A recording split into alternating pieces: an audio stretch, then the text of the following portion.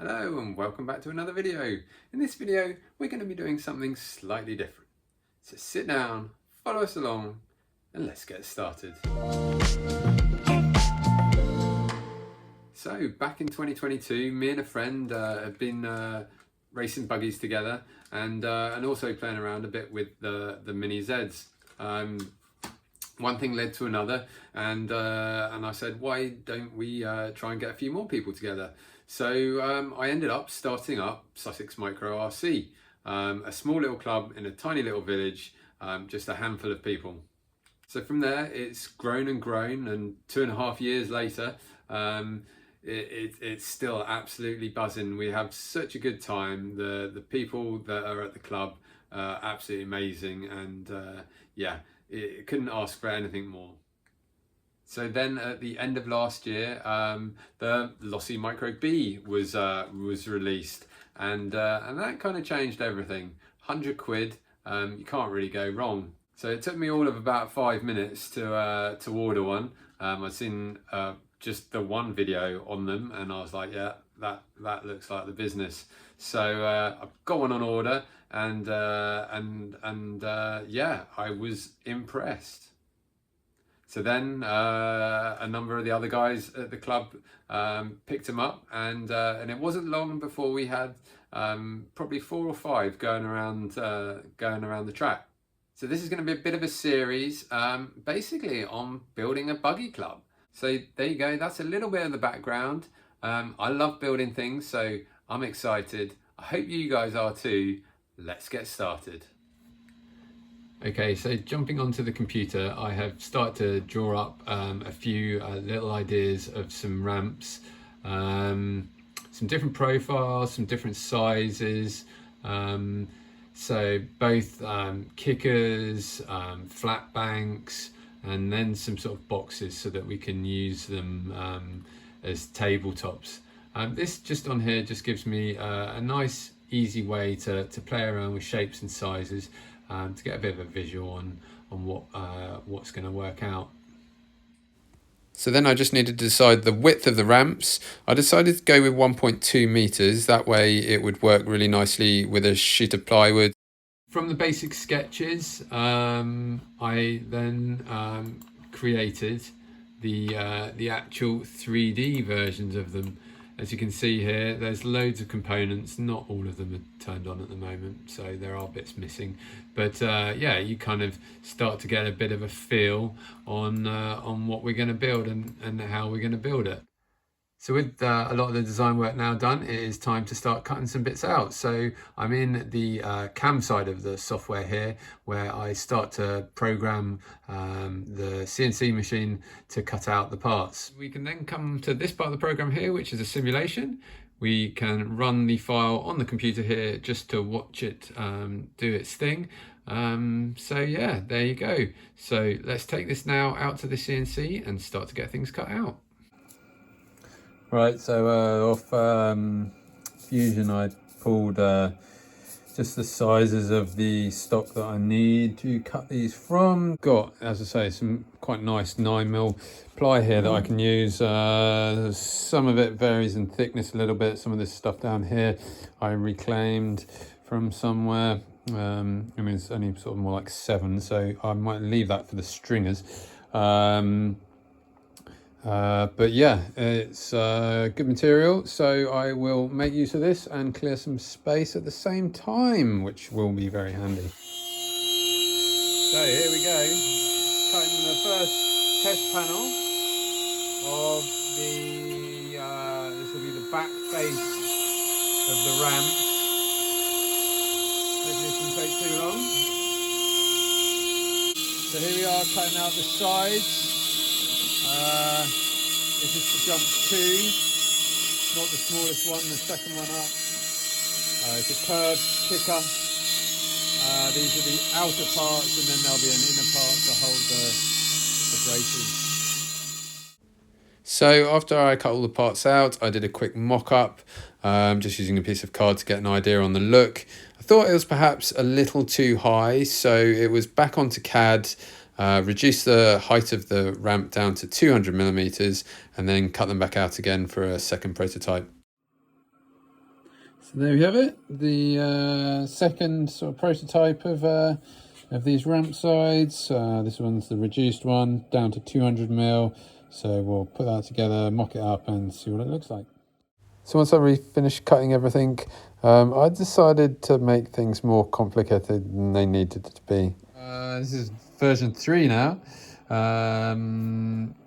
This one has the tabs for them to sort of link together, just to make gluing them up a little bit easier and a little bit stronger, less need for fillets and stuff. So now we're cutting the inner sides, or that's what I call them anyway. It's what the stringers going across the ramp sit in, and then also what the surface of the ramp sits on inside those outer sides. Just trimming these out, and it just kind of occurred to me. People might be asking, why didn't I just build the jump sides like this, and with the slots just on the outside visible, rather than making these extra inner parts? And it is purely because it means that the jumps will be the joints will be visible. So having this extra part on the outside just hides those joints. It also gives the deck of the ramp somewhere to sort of sit in, so it will just protect those edges of the slightly thinner 4mm ply. So yeah, that's the reason behind that. Overbuilt, yes, probably, but that's me. But yeah, there you go. Okay, so I have got all the parts that I've just CNC'd. It's going to be a bit of a clean up job first. Remove all those little tabs and just get the edges nice and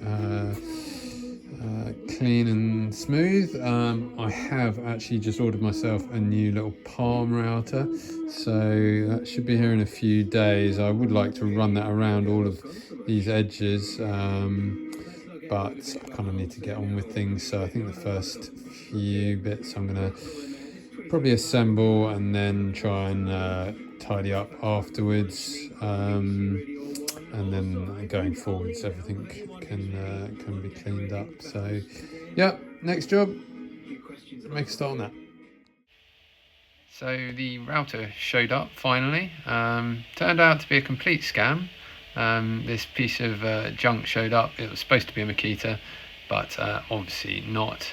So now I've got to send it back. Right, so I have come in from the cold garage, and because I am renovating our house at the moment, I have a room dedicated to a bit of a workshop, and so I've got the table saw and whatnot set up. So I have glued together the sides and just pinned them there. Same on the other side there. I'm now going to cut a couple of strips just on the table saw to act as our don't know what you want to call them, rails, no, something like that maybe. Yeah, and then hopefully try and go pick up some plywood for the surfaces of the jumps. Hopefully get some nice 4mm ply. I think it comes in at 3.6, but should work nice. So yep, there we are, progressing nicely. Okay, so we are just assembling the second ramp. Well, actually this is the first one. I got in a bit of a tiz, and because there wasn't the lid wasn't lining up, it was kind of like bowed on the bottom. I wasn't happy. I'm not sure if it was a bit of plywood or the or what really, but the bottom edge was really bowed, so I ripped it off and I'm putting a new piece on. However, I'm using super glue, and yeah, I've just stuck my finger to it, so this will be interesting. Damn it, I've done it again. So I'm afraid I didn't get much footage of gluing it together, what with sticking my fingers together and kind of too excited. I got carried away and just went ahead and assembled it. All went together pretty smoothly. Ripped these stringers, whatever you want to call them, long runs down on the table saw, and then it all, as I say, went together pretty smoothly, and I'm very happy. So our first 2 ramps are completed. Well, nearly. Probably a lick of paint and some carpet on them, but you kind of get the idea. They've gone together pretty well. Second one was a lot better than the first one, and then I redid the first one, so finger joints on the corners, and then just bonded with super glue and activator. It was the quickest, easiest thing to do, but yeah, happy. Okay, so I think that will wrap this one up.